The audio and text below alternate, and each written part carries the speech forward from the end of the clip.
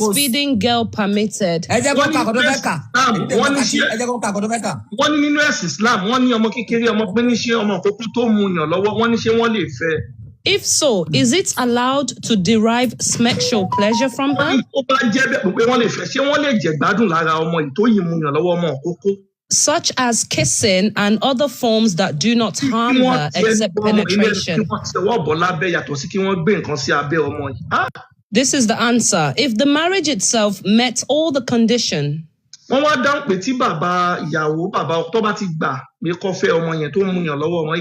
then she becomes his wife from all aspects. It is then allowed for the husband to look at her.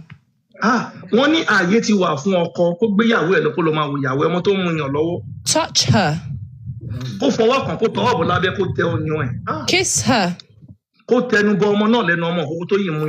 It is not allowed to have intercourse with her until she is physically capable.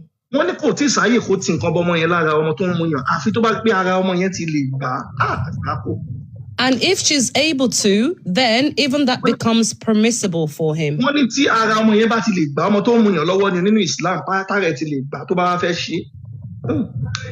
Now, Oba Omuno ni ikoni ita ka.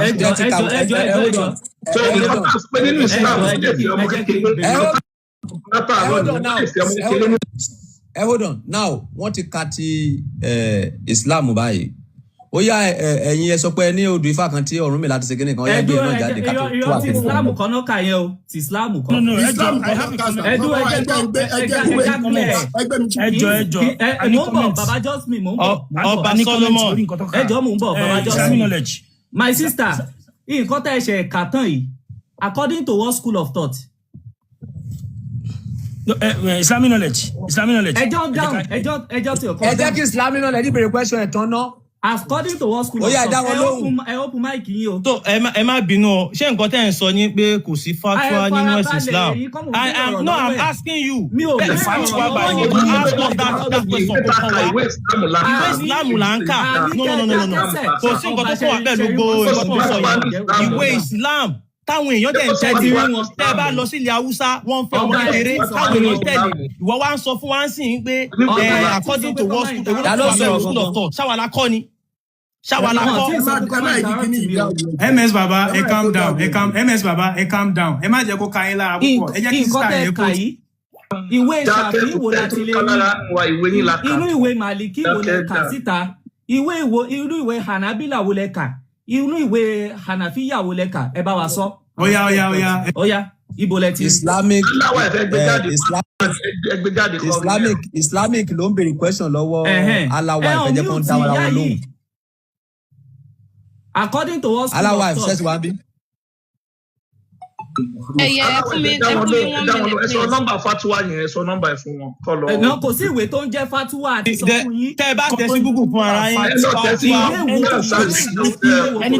Fatwa 11193 yẹ tẹ̀ sí Google kí ni nǹkan tẹ́ ń sọ yìí náà? Fatwa kí ni? I have given you reference. Ẹ tẹ̀ síbẹ̀ fatwa 11193. Put it on Google. Kò sí nǹkan tó kọ̀ abẹ́ àwọn akọ́lá kọ́ put it on Google. Fatwa ìwé Islam la gbé jáde. Ìwé Islam la gbé jáde. Ẹ tẹ̀ sí Google. Ó dà jábè lọ Málíkì tíra wo ló ń jẹ́ fatwa? Mi ráyà ariwo ni ò jẹ́ kí n dáhùn. Ó dà tíra wo ló ń jẹ́ fatwa? Tẹ́bá lọ nínú Mukhtasarul Quduri tó ṣe lórí al-Madhhabul Hanafi Mukhtasarul Quduri ẹ máa bá ń bẹ̀ nípa wípé. Ṣé tíra tó ń jẹ́ fatwa nìyẹn? Mukhtasarul ẹ̀bẹ̀ ilẹ̀ bèrè Madhhabul Hanafi. Oya ẹgbẹ́ jáde fún wa. Ẹ bá wa ẹ̀sìkáàdì máa ń kíní wọn. Ẹ gbé jáde ìwọ̀n mẹ́rin kankan wá látàárọ̀ o. Wọ́n kàn kójọ́ ni o. Wọ́n fún wa reference látàárọ̀. Wọ́n kàn because ọmọ ìpè inú Islam wọ́n lè kọ́ ọmọ ìpèrè ẹ̀dẹ̀fẹ́ cover ẹ̀. Oya ẹgbẹ́ jáde. So ọba ẹ máa gbọ́ mi ọba ẹjọ́ ẹ dákẹ́ ẹjọ́ ọba ẹ máa gbọ́ náà àti mú ẹjọ́ mo ń sọ̀rọ̀ lọ́wọ́ àti mú lọ́wọ́ àlàyé náà mo ń sọ̀rọ̀ lọ́wọ́ ọmọ Malik tí lọ mú wá Islamic knowledge keep quiet now mo ń sọ̀rọ̀ lọ́wọ́ náà ọba àti mú amúkúr aka Quran tó fẹ́ rí ẹ̀ tó fi múlẹ̀ wípé nínú Islam. Àní ẹni tó ṣe gbé oh don't let me talk please. Islamic knowledge. Islamic knowledge ẹ jẹ́ kí n sọ̀rọ̀ now. MSbaba ní sùúrù. Ẹ jẹ́ kí n sọ̀rọ̀.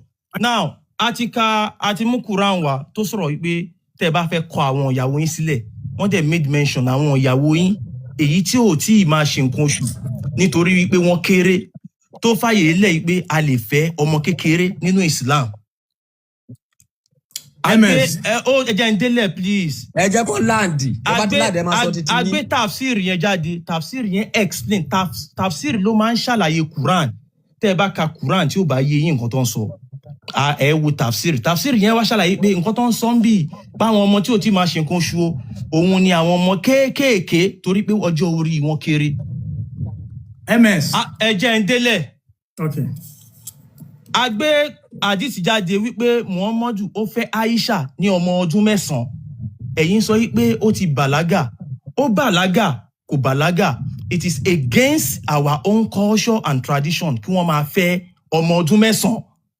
Now nígbà tá a gbé yẹn jáde a tún wá gbé fatwa jáde tó wá ń ṣàlàyé pé àwọn ọmọbìnrin yín tẹ́ bá fẹ́ tó jẹ́ wípé wọn ò tí ì máa ṣe nǹkan oṣù wọ́n sì kéré bóyá ọmọ kókó tó ṣe mú yàn lọ́wọ́ bẹ́ẹ̀ ṣe lè bá ṣeré títí di ìgbà tí ara ẹ máa fi lè gba nǹkan ọmọkùnrin. Ẹ̀yin sọ pé torí nǹkan yẹn ò bá làákàyè mu the only thing tá a fẹ́ látọwọ́ yín ni wípé just give us a reference from the Quran tó ṣàlàyé wípé ẹ ò lè fẹ́ ọmọ kékeré o tí ò tí ì máa ṣe nǹkan oṣù. Nǹkan tá a fẹ́ gbọ́ nìyẹn. It is all about marriage.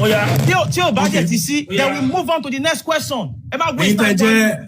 Ẹ̀yin tẹ́ jẹ́ Mùsùlùmí ẹ jọ̀ọ́ torí t'Ọlọ́run ṣé ń gbọ́. Henceforth ẹ jọ̀ọ́ torí t'Ọlọ́run ṣé ń gbọ́. Téèyàn kan bá ti ń question èèyàn kan lọ́wọ́ ẹ jẹ́ kẹ́ni ẹ máa parí question. MSbaba lórí nǹkan tẹ́ sọ I'm going to have to take you on. Ẹ dẹ̀ ṣe ohun gan púpọ̀ tẹ́ sọ fún wa yí pé àṣà káfẹ́ ọmọ 9 year old ó tako àṣà Yorùbá. Ọ̀rọ̀ yẹn dùn mọ́ mi púpọ̀. Ẹ ṣàlàyé fún mi inú ìwé òfin Yorùbá wo ló wà àbí inú àṣà wo ló wà tẹ́tí lè prove ẹ̀ fún wa pé wọn kì í fẹ́ ọmọ 9 year old nílẹ̀ Yorùbá. All right, ẹ ṣe gbogbo wa bóyá ọ̀rọ̀ nípa Yorùbá òun kọ́ la wá sọ ń bí I am only giving you nílẹ̀ Yorùbá mi wàá mọ̀ bóyá wọ́n fẹ́ ọmọ 9 years nílé ti yín o òun ni kẹ́ ẹ sọ fún wa o nílé tiwa ẹ just calm down ẹ farabalẹ̀ ẹjọ́ ní ilẹ̀ Yorùbá tí wọ́n fi orí mi sọlẹ̀ sí tí mo dàgbà sí èmi ò rí ibi tí wọ́n ti fẹ́ ọmọ kékeré ọmọ ọdún 9 tó dẹ̀ ń bá sùn ọmọ tí ò tí máa ṣe nǹkan oṣù tí wọ́n dẹ̀ fẹ́ sílé. Kùránì wá fi àyè gbà la ṣe gbé jáde pé tí a bá fi àyè gba ẹ̀sìn Islam yìí wọ́n máa hùwà àbàjẹ́ wọ́n á dẹ̀ máa rí bí nǹkan gidi nítorí wípé ó wà nínú ìwé òfin tí wọ́n ń tẹ̀lé tí wọ́n mú wá láti ilẹ̀ Lárúbá pé wọ́n lè máa fẹ́ ọmọ kékeré. Àkọsílẹ̀ dẹ̀ fìdí ẹ̀ múlẹ̀ pé Muhammadu náà fẹ́ ọmọ ọdún 6 ó dẹ̀ bá sùn ọmọ ọdún 9 irú nǹkan ìlà àfẹ́ kó ṣẹlẹ̀ ó ń ṣẹlẹ̀ ní north àjẹfẹ́ kó ṣẹlẹ̀ nílẹ̀ Yorùbá. Ẹ ṣe MSbaba now nísìnyí ó kú kẹ́ prove ohun tẹ́ ń sọ yìí lọ́nà méjì. Mo ti ìbéèrè tí mo ẹ̀rí tá béèrè lọ́wọ́ yín pé kẹ́ fún wa pé wọ́n ní kó má fọmọ kékeré give us this reference and let us move. Ẹ má dá mi láàmú mi ò ráyè. MSbaba ẹ má sàbún ẹ má gbọ̀n. No ọ̀rọ̀ ẹ má gbọ̀n we have told you. ẹni sùúrù hold on.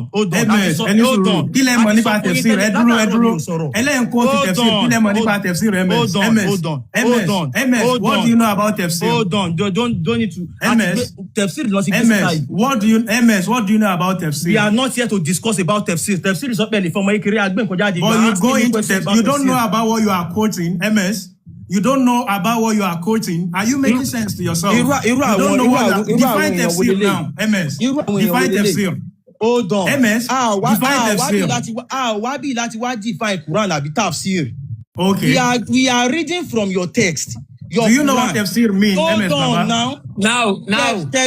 Press up. Just give us the reference. Now. Hello, ó ti dá. Eléyìí báyìí kò ní answer. Ẹ lọ sí next question. Kò ní answer. Ẹ lọ sí next question. That is all. Let's Olówó Èkó. Ṣé mo lè sọ̀rọ̀? Olówó Èkó. Ó ti yé àwọn tó fẹ́ yé àwọn tó gbọ́n ó ti yé wọn ẹjọ́ rẹ̀ gbọ́n kó má yé sí ọkọ̀ wa. So ẹ jẹ́ sọ̀rọ̀ mo ní kan tẹ́mi fẹ́ sọ pé èmi níbi tí mi wàá mọ̀ bóyá tó bá lè sọ pé irọ́ ni mo níbi tí àwọn àlùjọ̀nú tí wọ́n ti bá Muhammadu sùn So mo fẹ́ ẹ jẹ́ kan bọ́ síbẹ̀ yẹn straight bóyá ẹ mú wá ẹ mú wá ẹ jẹ́ kó lówó èkó kan tó fẹ́ kà yẹn. ẹ dákẹ́ ní wọ́n sọ̀rọ̀ mo níbi tí àwọn àlùjọ̀nù tí wọ́n ti ṣe bíi Puff Daddy tí wọ́n ṣe fún mọ́ ṣe pàtí tóbi pé bí àwọn Puff Daddy yẹn wọ́n ṣe fún Muhammadu mo wá fẹ́ tí bá ti wá fẹ́ kà ibẹ̀ ni mo wá gbàdé tí Muhammadu ti bá òkú sùn ms ẹjọ ẹ bá ń gbé jáde ẹjẹ àlọ. Oya. Ọba Solomon kọ́ tó kà mí ní kọ́mọ̀tì nìkan tó olówó èkó ẹ jẹ́ kó lọ síbi tó fẹ́ lọ yẹn mo fẹ́ ká máa move forward lósìn let him go to the next one. Kíngì ló ń fẹ́ sọ̀rọ̀ ẹ jẹ́ kí Kíngì sọ̀rọ̀ Kíngì à ń gbọ́dọ̀. Ẹ ṣeun lórí nǹkan tí a ṣe discuss tán ni mo fẹ́ sọ. Anobi wa Muhammad sallam ó lo ayé ní 7th century ní Arabia. Ẹ fẹ́ wàásù ní bàbá yìí. Ní ìwàásù ẹ̀ṣẹ̀ gbọ́n. Àti kánṣu ẹ̀.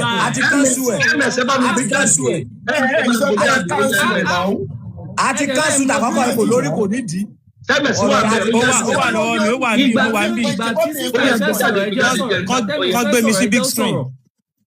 Akọba ẹ bá gbẹ́ mẹ́sẹ̀ kẹ́mẹ́sì tóbi ẹjọ́. Hold on. Wọ́n fẹ́ proof kọ́tẹ́ sọ yẹn wrong. But tẹ́ ẹ bá ti rí láì ṣẹ́jú. Mi tí ká èmi mo fẹ́ ka nǹkan tí mo sọ. Hold on. Tí ẹ bá ti rí proof láàrin ìṣẹ́jú méjì ọ̀rọ̀ ọlọ́mọ kékeré dé yẹn a lọ sí another topic please. Ṣé ẹ fẹ́ proof ẹ̀ fún wa sí? Bẹ́ẹ̀ni ẹ mú 2 minutes wá kí n fi 2 minutes. Ẹ dúró King Jasmine nǹkan kan wà tí mi understand. Kí ni ọba ń bèrè pé ká prove yìí? Lórí ọ̀rọ̀ ọmọ kékeré ṣé lórí ọ̀rọ̀ ọmọ kékeré lẹ́sìn wà. No ẹni sùúrù ẹ kúrò lórí topic yẹn ọba ní pé àwọn tó ní làákà yìí ọba sọ pé àwọn tó ní làákà yìí wọ́n ti rọ́rọ̀ yẹn dì mú wọ́n tán fẹ́ mú fún wa ń sìn ní wípé wọ́n rí ibi tí àwọn àlùjànnú ti ń kí Anobi mọ́lẹ̀ ẹ jẹ́ kí wọ́n kò tilẹ̀ fún wa leave that topic. ms ẹ bá ń gbé jáde ẹjọ́. Ó yá kó gbé mi sí big screen ẹ ṣe. Another question lélẹ́yìí báyìí ó yàtọ̀ síta kọ́kọ́ o this is the second one. So máa gbé kíní nǹkan tá à ń kà Musnad Ahmed máa gbé nọ́mbà ẹ̀ jáde tẹ́ bá fẹ́ rí nsìn. Arabic ẹ sọ nọ́mbà ẹ̀ fún wa ká máa tẹ̀lé yín. Ẹ jẹ́ kí n ms máa kà lọ wàá sọ fún àwọn èèyàn kò lè má fi máa fún yín. So Abdullah related. Ẹ sọ No. Ẹ gbọ́dọ̀ sọ bíbẹ ẹ gbọ́dọ̀ sọ ọkọ tẹ́ ń kà kí gbogbo àwọn èèyàn sí fún wa bá ẹ kí n gbé nọ́mbà jáde. Wọ́n lè sọ pé irọ́ lẹ́ ń kà.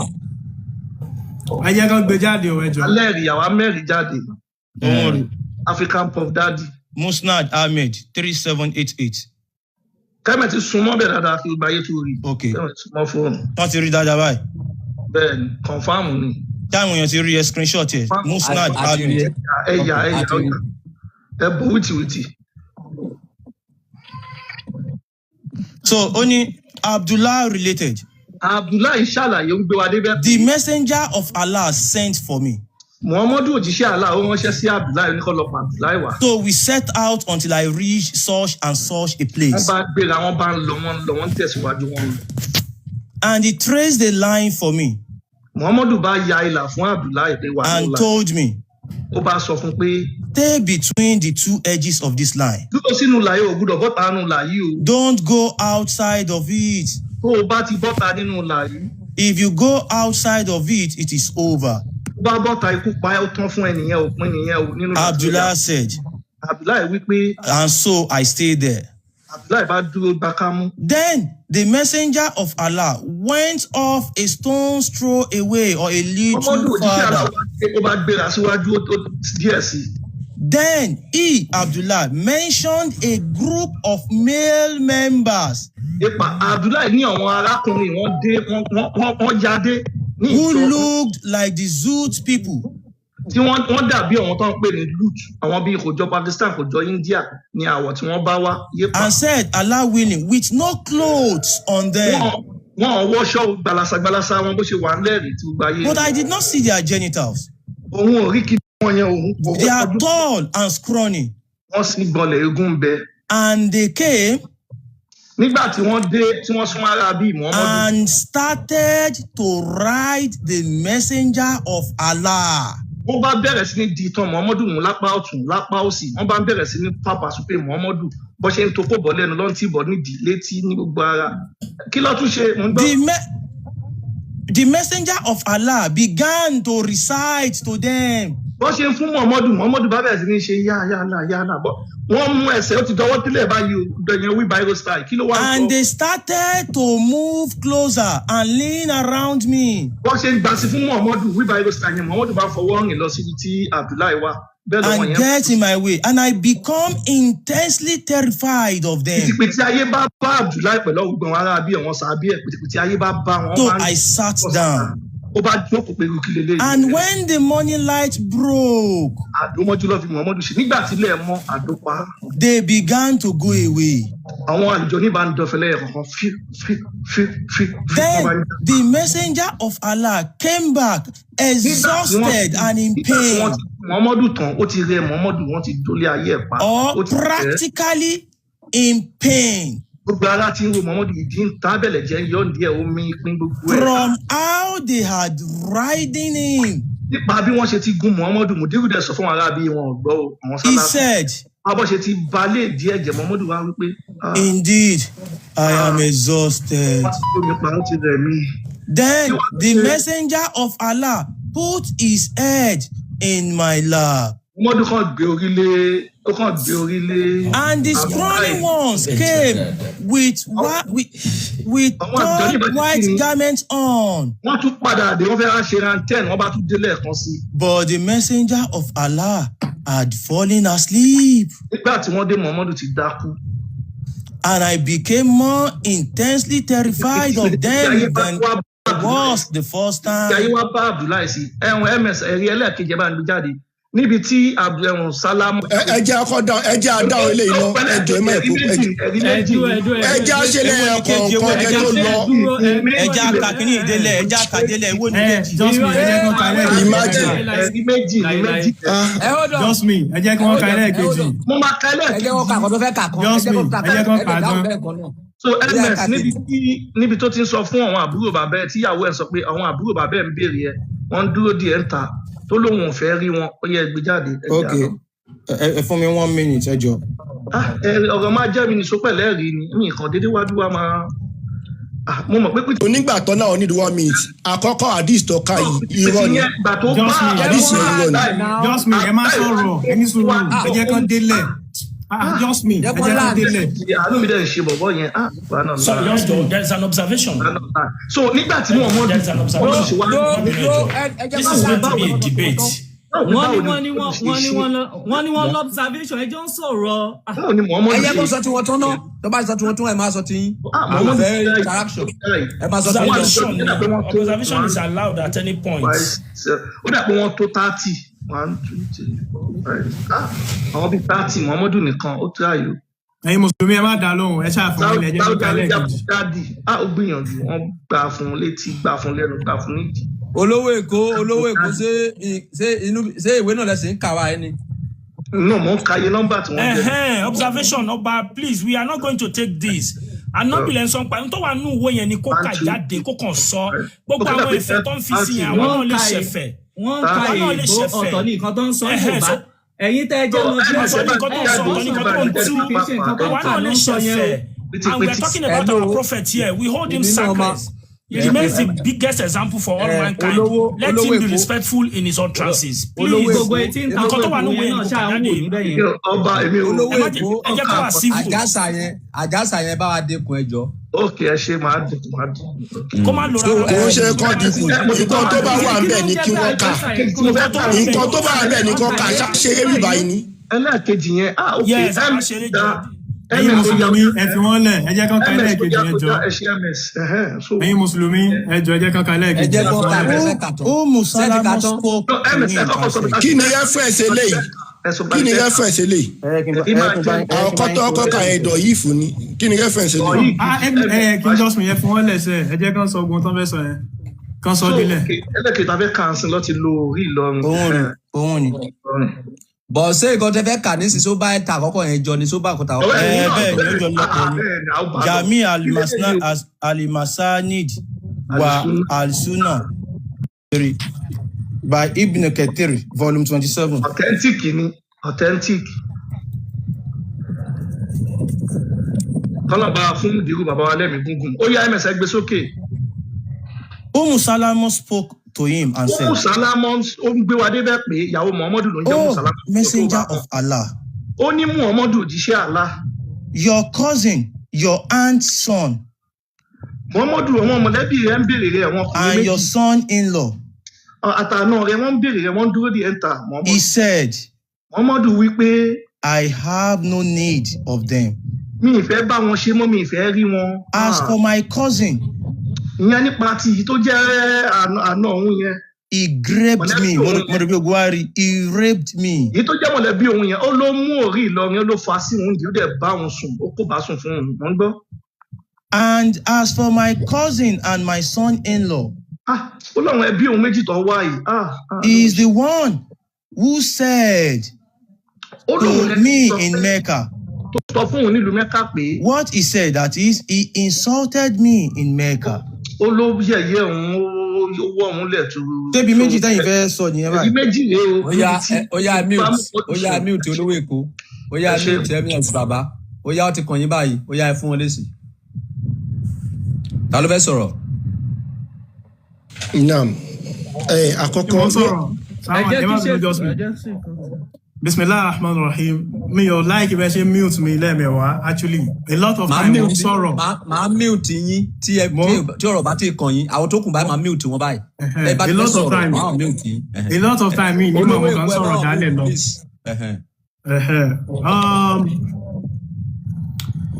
In this case, I point out to nǹkan méjì tó ṣe kókó púpọ̀ lórí ọ̀rọ̀ tí wọ́n sọ yìí. Àkọ́kọ́ nínú ẹ̀, ẹ jẹ́ ká kọ́kọ́ gbà ná pàǹgbà ìbàjẹ́ láàyè lórí platform yìí. Gbogbo ohun tí wọ́n kà jáde nísìnyí lédè òyìnbó kò síbi kankan tá a ti rí word tó jọmọ́ ìbásùn nínú ẹ̀. Tó ti ẹ̀ farajọ lásán kò sí nínú ẹ̀. Tí word yẹn bá wà ń bẹ̀, kí n tó wọnú ọ̀rọ̀ lórí hadith yẹn kí wọ́n point out nísìnyí kan gbé sójú screen. Ibi tí wọ́n ti rí word ìbásùn nínú hadith yẹn, ó yẹ fi hàn wá o. Ìbásùn lágbé jáde. Alákọ̀ọ́kọ́ ẹgbẹ́ mi sí big screen padà kí n tó gbàlẹ́ fún wa lórí ohun rẹ̀. Ẹlẹ́ẹ̀kejì rẹ̀, ó ní he raped me. Alákọ̀ọ́kọ́. Ẹ ṣe sùúrù ẹgbẹ́ ọkọ̀ máa pa àṣà alákọ̀ọ́kọ́. Ṣe ṣeré lè. Kí ni ìtumọ̀ kí ni? Àdìsí tẹ́lẹ̀ ń kó ti ẹlẹ́ẹ̀kejì yìí. Ẹ ṣe sùúrù sá. Kí ni ìtumọ̀ ẹ̀yin lẹ sọ pé nǹkan tá a ti rí ẹ lọ sẹ́kọ̀ọ́. Àdí eléyìí píkṣọ̀ ni nǹkan tẹ gbé sójú screen. Píkṣọ̀ eléyìí kì í ṣàdìsí. Ṣé ẹ ṣáà ti rí? Just me, ẹ má sọ̀rọ̀. Ṣé ẹ má wọ̀ ṣé ẹ ṣáà ti rí? Anybody má dá ṣe jẹ́ kí n hang MSbaba. Tíra mọ́ ọkọ̀ MSbaba padà lórí alákọ̀ọ́kọ́ ṣé ẹ ti rí lè mí ìdí padà sí ilé ẹ̀kejì. Alákọ̀ọ́kọ́ ni mo ti ń béèrè bóyá go on. So ẹ yẹ kí n pa àṣà alákọ̀ọ́kọ́ báyìí. Trick.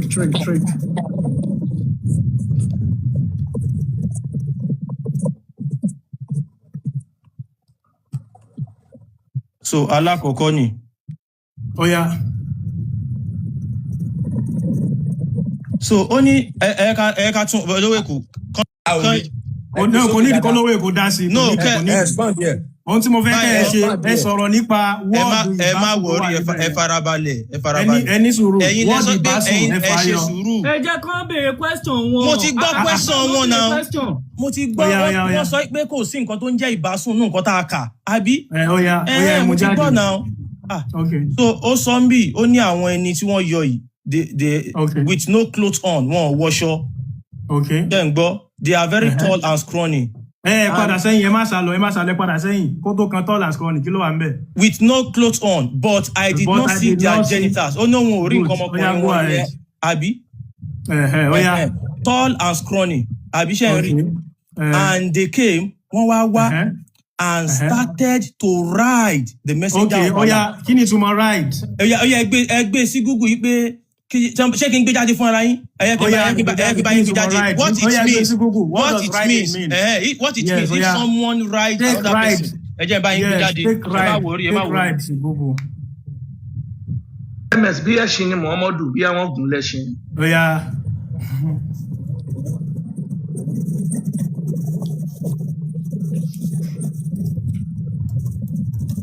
Tó jẹ́ pé Lárúbáwá tó wà ń bẹ̀ yẹ̀rì kàbúnà ló wà ń bẹ̀. Ẹni sùúrù sà ẹ fún wọn lẹ̀.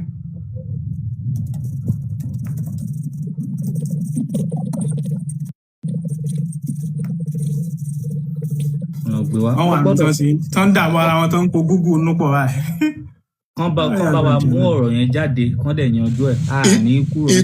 ìtumọ̀ tó ride orúkẹ gbé ìyẹ̀kẹ́ máa gbé káàkiri. No, ẹ máa ṣàlàyé fún wọn ẹ jẹ́ kán tiẹ̀ kọ́kọ́ wá Google wọn yẹn jáde náà. Àwọn Google scholars. Lẹ́ṣin scholar Muhammadu lẹ́ṣin. Ẹ dá yín pa sí big screen ẹjọ́. Gbogbo tó wà ń bí òtí close. Ẹ dá yín pa sí big Close screen mọ ẹjọ́. gbogbo tó ń sọ rárá ni. Ẹ gbé mi sí big screen. Oya. Ẹ gbé mi sí big screen mi sí big screen.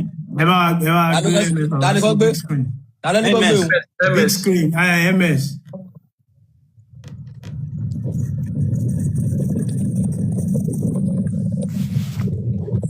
Ẹ já wo nǹkan tó fẹ́ lọ gbé wá o.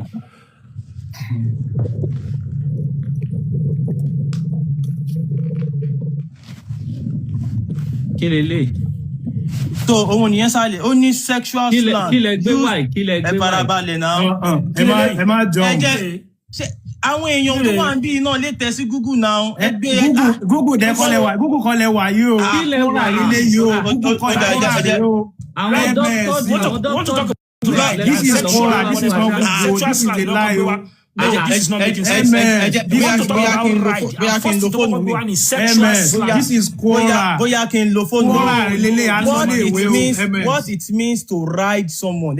MS gbé Google wá má lọ sí Quora. We know what Quora is. Tó bá scroll sókè díẹ̀ ṣe àmàrẹ́ tó kọ sí Quora o. Gbé Google wá o. What does it mean to ride someone? First thing Google máa kọ́kọ́ gbé ọjọ́ bá ń ṣàbòsí ṣe bí Google ló pé ṣe bí Google ló pé.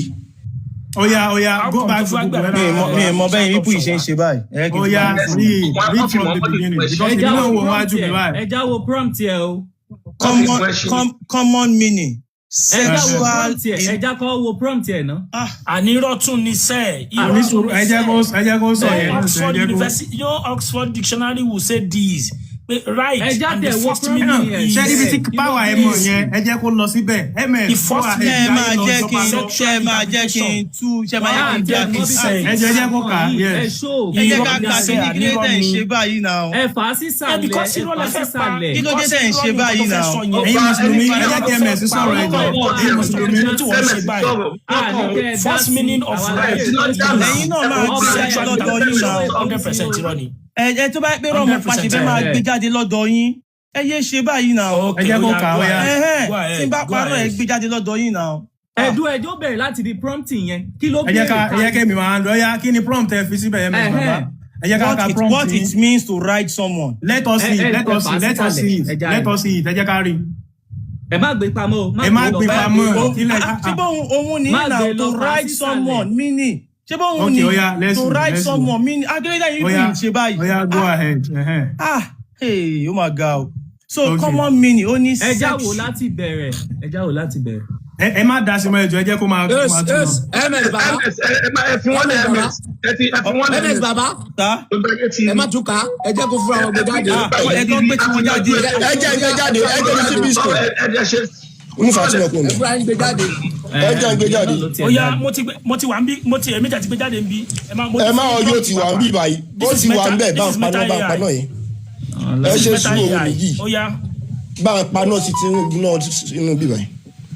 What does it mean to a person to ride another person? Ọládélé ẹ ṣe sùúrù ti gbé síbẹ̀. Ẹ gbé mi sí biscuit ní ìlú AI Google ni mo lọ dá ẹ bá ń gbé sí. Ẹ gbé mi sí biscuit. Ẹ ṣeun. Ó ní pé to ride someone typically means to persistently nag, criticize or pressure them to do something. Ó ti ráìdì mà pé méjì. Ẹ ṣe ọba Solomon ẹ bá kó sàlẹ̀ yẹn ọba Solomon ẹ má dá sí. Ọba Solomon ẹ má dá sí. Number one ẹ jọ ṣe a ní kó fara balẹ̀.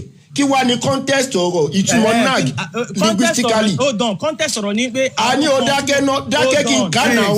MS ẹ má interrupt. Ọba Solomon contest ọ̀rọ̀ ní pé. Ṣé bá ní kí n ká ní.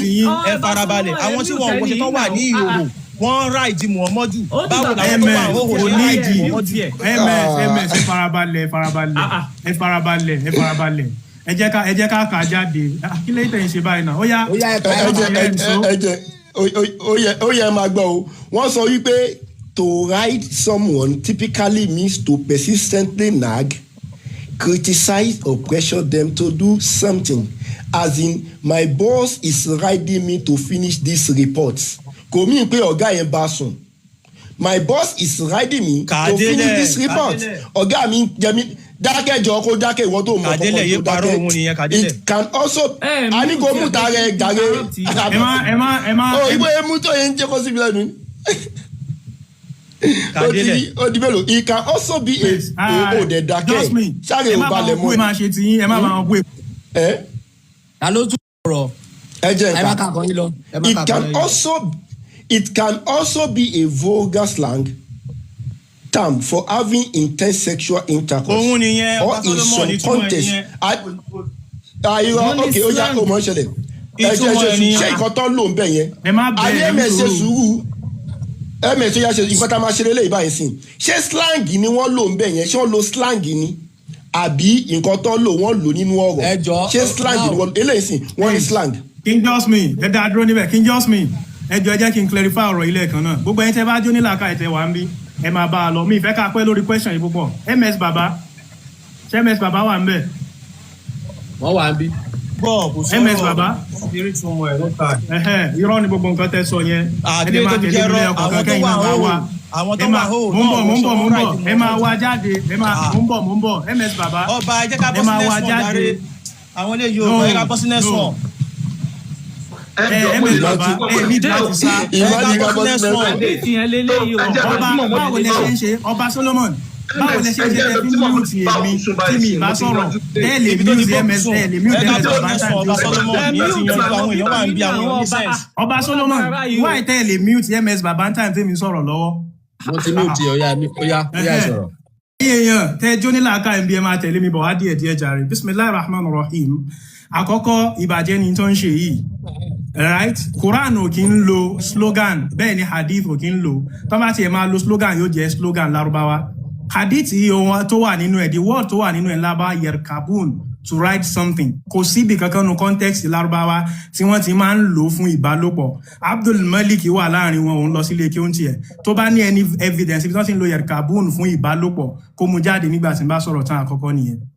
Ẹlẹ́ẹ̀kejì hadith yìí ní ṣe pẹ̀lú tàn kan sí ń bẹ nínú Quran a sọ̀rọ̀ nípa hadith yẹn ò fẹsẹ̀ múlẹ̀ ọ̀bọ̀ à ń bọ̀ wá síbẹ̀ ó ní nǹkan kan ṣe pẹ̀lú ìtàn kan sí ń bẹ nínú Quran tẹ́ bá wo Suratul Jinn that should be Quran 72 right ṣe Quran kó Suratul Jinn Ọlọ́run ọba ń sọ fún wa ń bẹ̀ ẹjọ́ just me ẹ máa bá mi wò because èmi lè máa quote àwọn verses yẹn Ọlọ́run ọba lèkè ọlá ń sọ ń bẹ̀ pé wa annahu.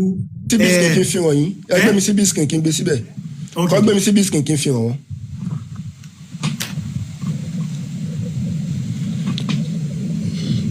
ẹ̀wọ̀n àná wúkì ló ń bẹ́ sà. lamma qama Abdullahi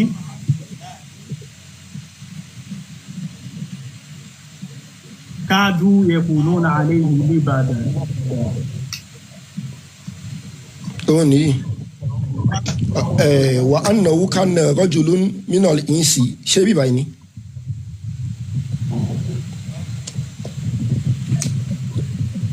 ẹ tún kà wa annahu. يكونون عليه لبدا. verse 19. لما قام عبد الله. verse 19 ẹ ṣe ẹ lọ sí verse 19. naam ó ní. okay ẹ jọ̀ọ́ ẹ kà jáde. And that when the servants, i.e. prophet of Allah, stood up supplicating him, they almost became about him a compacted mass. Okay. Àwọn people yìí àwọn àjọ̀nú yìí ohun tọ́lọ́run bá ń sọ láàrin ni pé wọ́n gádà ara wọn jọ wọ́n pọ̀ débi wípé ó fẹ́ẹ́ dàbí pé wọ́n gun Ànábì sallallahu alaihi wasallam mọ́lẹ̀ when they had the Quran for the first time. That is number one.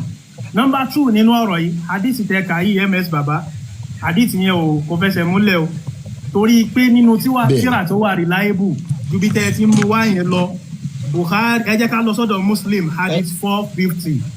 Abdullah ibn Mas'ud tẹ ló narrate ọ̀rọ̀ yìí ẹ jẹ́ ká bí ẹ̀yin ẹlẹ́bọ̀tẹ́ wà ń bẹ̀ ẹ máa gbé jáde fúnra yín bẹ́yẹn náà.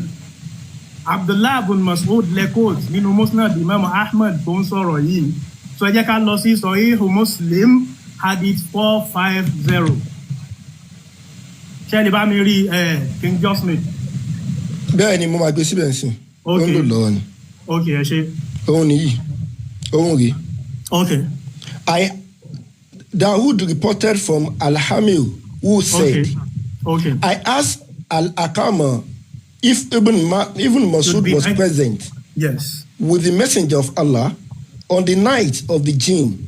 Okay. Etiba alujanu ni wọ́n sọ. The night when the prophet met them, ọjọ́ tí Anobi pàdé wọn. Okay.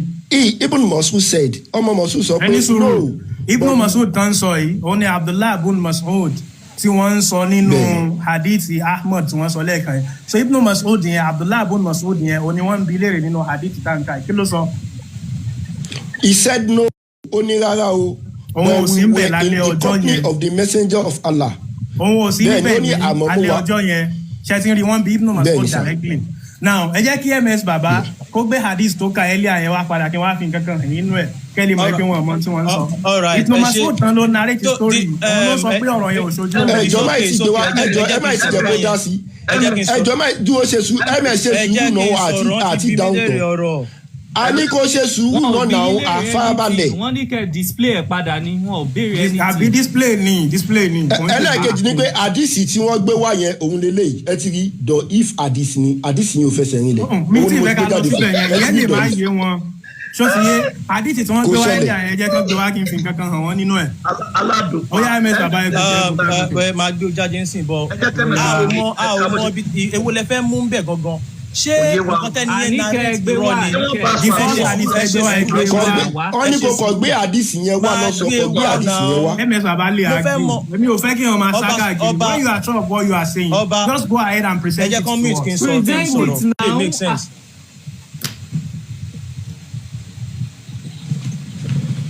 Ọba ṣé mo lè sọ̀rọ̀ báyìí?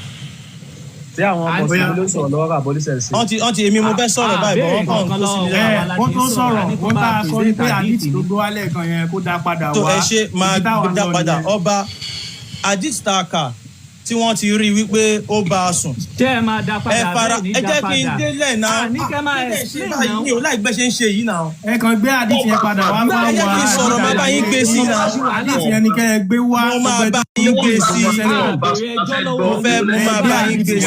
Ẹ ṣe sùúrù mo máa bá yín gbé sí. It's very simple. Ẹ gbé sí bẹ́ẹ̀ gbé sí ẹ má bẹ̀rù ẹ má bẹ̀rù ẹ má bẹ̀rù. Mo ti fún yín reference àdìsí yẹn. Ẹ má bẹ̀rù ẹ gbé àdìsí yẹn wá. MSbaba ẹ má bẹ̀rù. Assalamu alaikum everybody ẹ jọ̀ọ́. Mute kí n gbé sí mute kí n sọ̀rọ̀. Ẹ ṣe ṣe sùúrù Mr. Ladele ẹ mute ẹ jọ̀ọ́. Mr. Ladele ẹ jẹ́ kí n sọ̀rọ̀ ẹ jọ̀ọ́. Ẹ jọ̀ọ́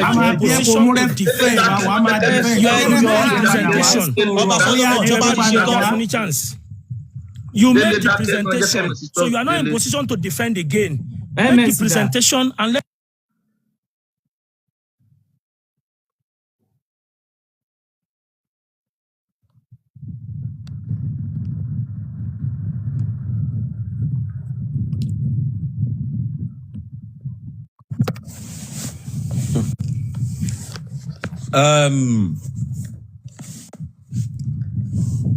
Gbogbo yín lẹ ti rí òtítọ́, gbogbo yín lẹ ti mọ irọ́, ibi tó bá wùn ní kẹ́ ẹ tẹ̀lé.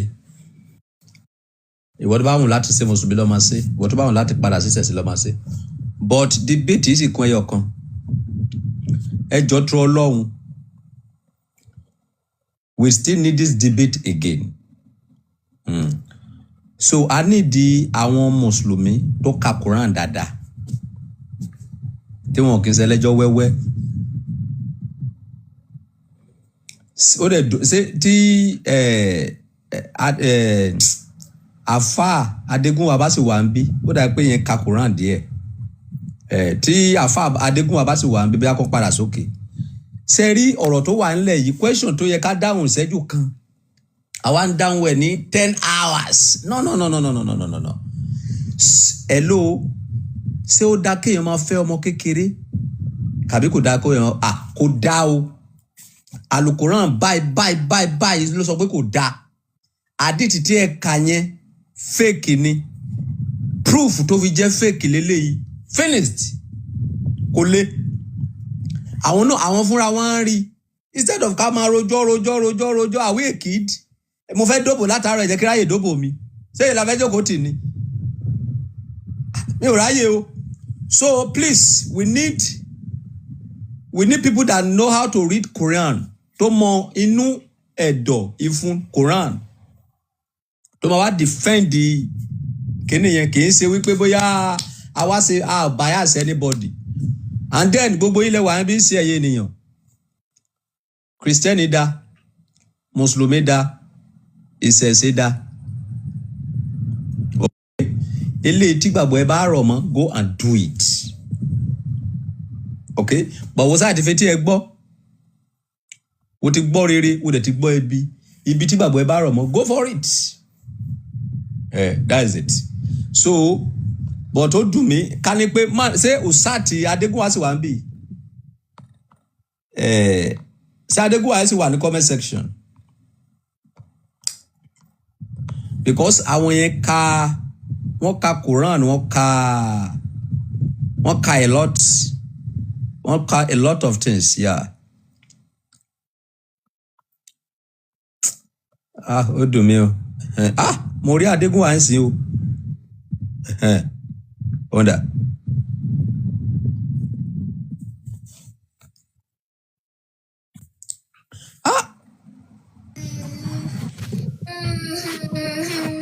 Láti bó. I need them to defend the kini yẹn without argument, without anything. We need the argument.